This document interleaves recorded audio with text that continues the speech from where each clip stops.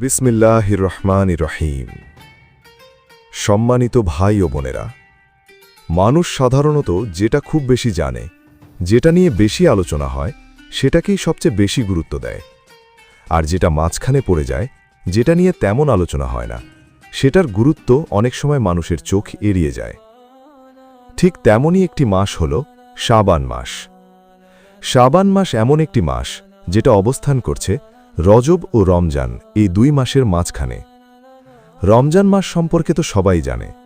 রমজান হল কোরআন নাজিলের মাস, রোজার মাস, তাকওয়া অর্জনের মাস, লাইলাতুল কদরের মাস। কিন্তু রজব মাস সম্পর্কে অনেকেই পুরোপুরি জানে না। রজব মাস হচ্ছে আল্লাহ তাআলার কাছে সম্মানিত 4টি পবিত্র মাসের একটি।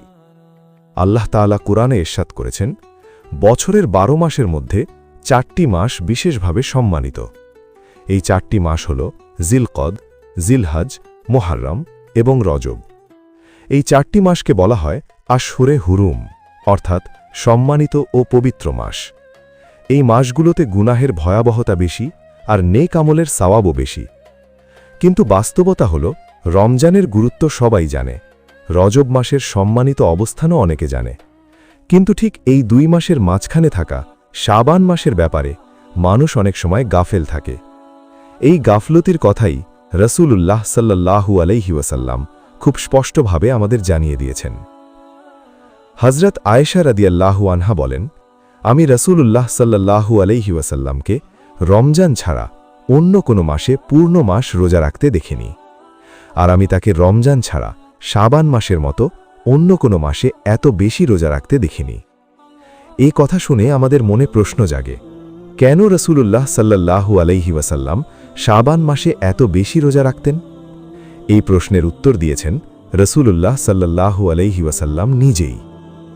হযরত উসামা বিন যায়েদ রাদিয়াল্লাহু আনহু বলেন, আমি একদিন রাসূলুল্লাহ সাল্লাল্লাহু আলাইহি ওয়াসাল্লামকে জিজ্ঞেস করলাম, আমি আপনাকে কোনো মাসেই শাবান মাসের মতো এত বেশি রোজা রাখতে দেখি না, এর কারণ কি?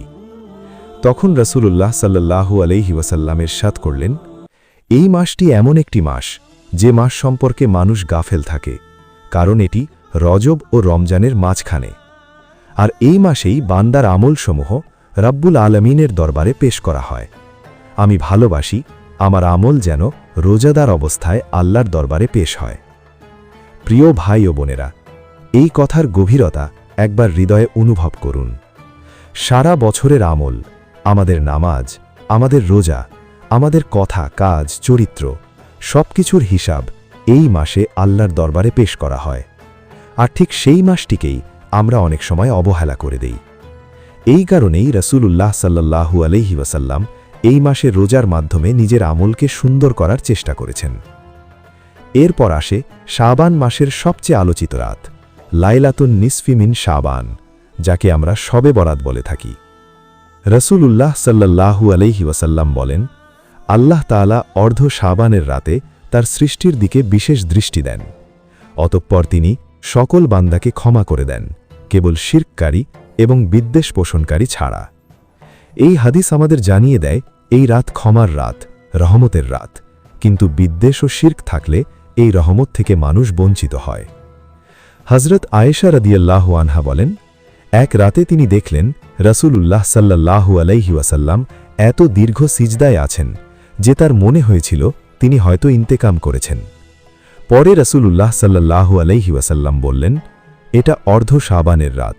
এই রাতে আল্লাহ ক্ষমা করেন ক্ষমা প্রার্থনাকারীদের, অনুগ্রহ করেন অনুগ্রহ প্রার্থনাকারীদের, আর বিদ্বেষ পোষণকারীদের তাদের অবস্থাতেই ছেড়ে দেন।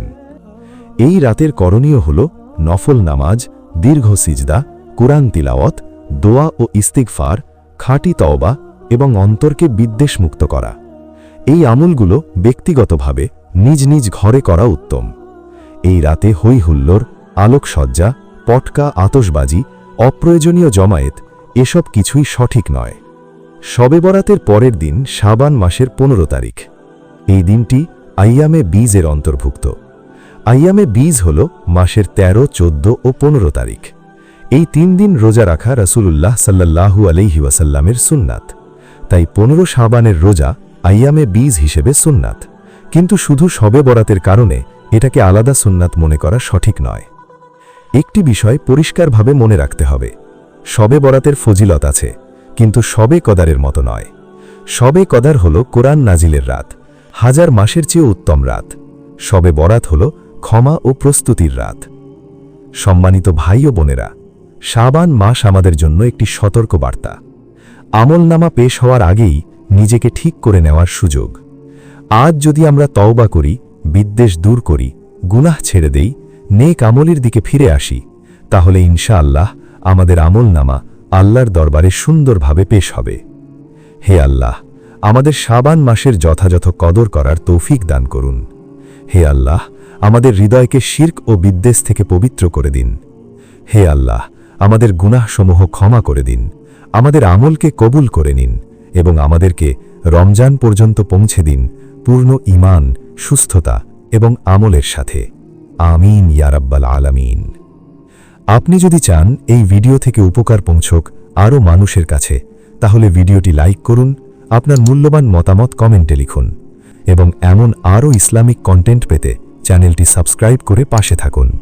আল্লাহ আপনাকে উত্তম প্রতিদান দান করুন।